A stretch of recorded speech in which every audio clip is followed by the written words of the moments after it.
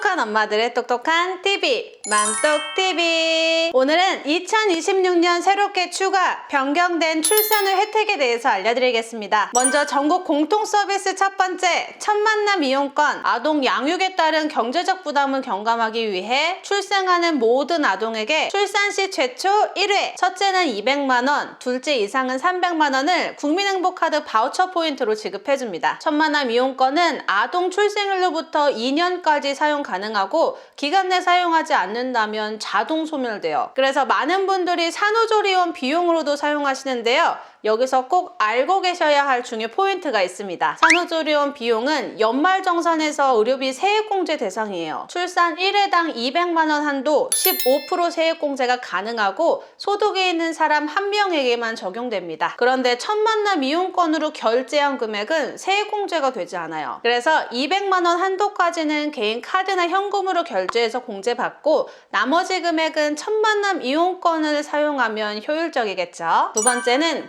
부모급여. 부모급여는 만 0세 아이 부모에게 월 100만원, 만 1세 아동은 월 50만원을 현금으로 지급해줍니다. 참고로 부모급여는 보육기간을 이용해도 지원받을 수 있으며 이런 경우 부모급여에서 보육료를 먼저 차감한 뒤에 나머지 차액을 지급해줍니다. 세 번째는 가정양육수당. 양육수당은 만 24개월 이후부터 아이가 어린이집이나 유치원과 같은 보육기관에 다니지 않고 가정보육을 하는 경우에 지급되는 수당이에요. 그래서 23개월까지는 부모급여로 지급이 되고 부모급여가 끝나는 시점인 24개월 이후부터 가정보육을 하는 아동에게 최대 86개월까지 월 10만원의 양육수당이 지급됩니다. 참고로 양육수당은 어린이집 보육료나 종일제 아이돌봄 서비스와는 중복 서비스가 불가하고 서비스 변경을 원할 때에는 반드시 변경 신청 절차를 완료해야 변경된 서비스를 받을 수 있습니다.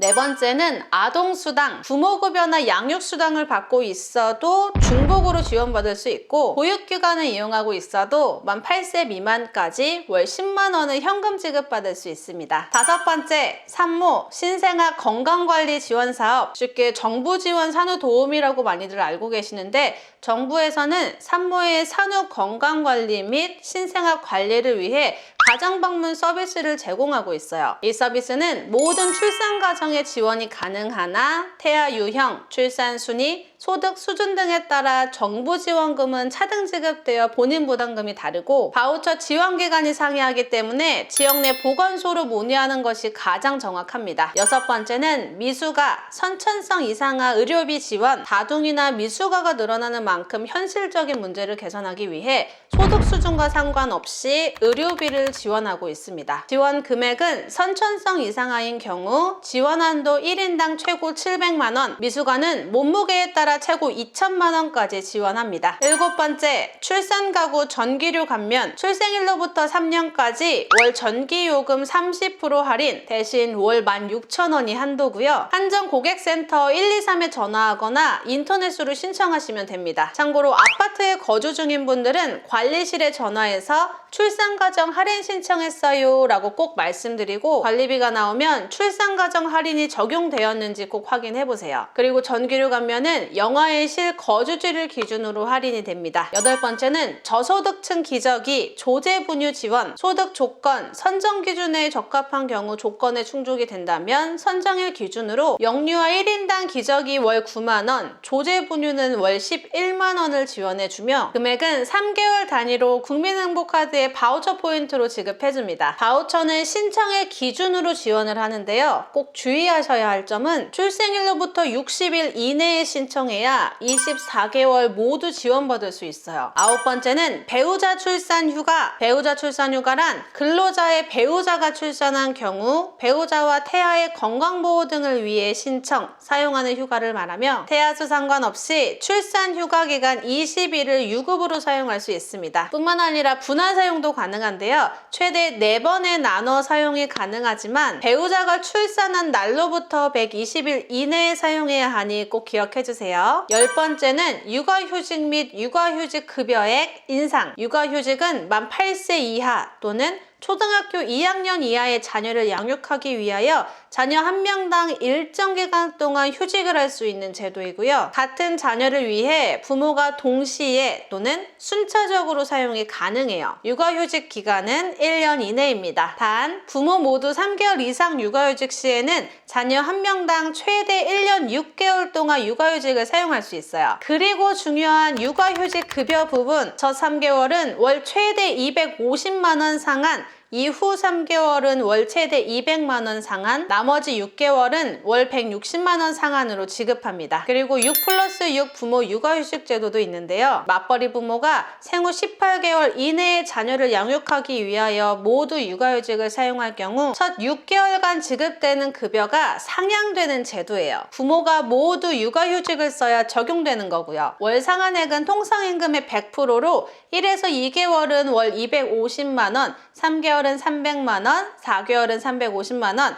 5개월은 400만 원, 6개월은 최대 450만 원, 7개월 이후에는 일반 육아휴직 급여가 적용됩니다. 자, 이 금액은 상한 금액이기 때문에 내가 월 450만 원 이상의 월급을 받아야 적용되는 것이고요. 300만 원의 급여를 받는다면 3개월부터 6개월까지 쭉 300만 원으로 지급받는다는 이야기입니다. 11번째는 2026년 새롭게 신설되는 육아기 10시 출근제, 임산부 혜택 때 잠깐 소개해드렸지만 2026년부터는 만 12세 미만의 자녀를 둔 부모를 대상으로 최대 1년간 출근 시간 1시간을 늦춰도 임금은 그대로입니다. 단 300인 미만 중소기업 근로자를 대상으로 우선 시행하며 추후 단계적으로 확대될 예정입니다. 12번째는 육아기 근로시간 단축, 맞벌이 부부의 경우 아이의 유치원이나 어린이집 등하원을 하기 위해서 등하원 도우미를 따로 고용하거나 회사와 출퇴근 시간을 따로 조율해야 됐어요. 하지만 이를 대신하여 만 12세 이하 또는 초등학교 6학년 자녀를 양육하기 위하여 1년 이내의 기간에 대해 육아기 근로단축 시간을 사용할 수 있습니다. 13번째는 아이돌봄 서비스 지원 확대. 아이돌봄 서비스는 부모의 맞벌이 등으로 양육 공백이 발생한 가정에 만 12세 이하의 아동을 대상으로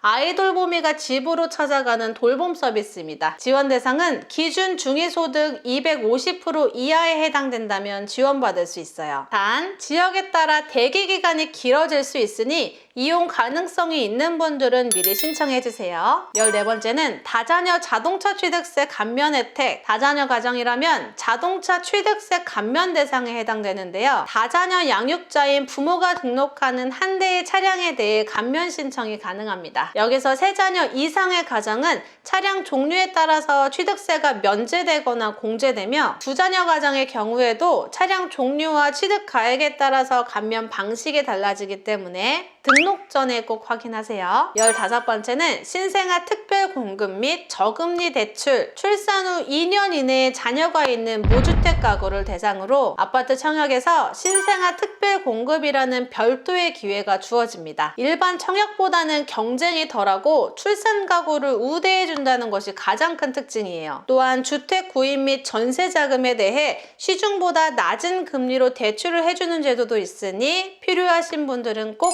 활용해보세요. 그리고 마지막으로 신용카드 소득공제 확대입니다. 이건 출산과 관련된 직접적인 혜택이라기보다는 자녀 양육 부담을 완화하기 위한 세제 지원 정책인데요. 연봉 7천만 원 이하의 근로자라면 기존 300만 원이었던 신용카드 소득공제 한도가 자녀 1명일 땐 350만 원, 자녀 2명 이상일 땐 400만 원으로 늘어납니다. 아이 키우다 보면 카드 쓸 일 정말 많을 텐데 소득공제가 확대되어 연말정산에서 공제 혜택을 조금이라도 더 챙길 수 있게 되었습니다. 자, 그럼 지금까지 말씀드렸던 혜택들을 받기 위해서 신청을 해야겠죠. 출산 후에 행정복지센터에 직접 방문해서 아기 출생신고를 하면서 한 번에 신청할 수 있는 방법, 그리고 온라인으로도 신청이 가능합니다. 포털사이트에 행복출산을 검색, 그럼 정부24 홈페이지에 원스톱 서비스 화면이 보일 텐데요. 여기 행복출산에서 원스톱으로 통합 신청하면 됩니다. 네, 오늘 영상은 여기까지입니다. 지금까지 2026년 전국 공통 출산 후 혜택에 대해서 알려드렸는데요. 다음 영상에서는 2026년 지자체 출산 후 혜택에 대해서 알려드리겠습니다. 감사합니다.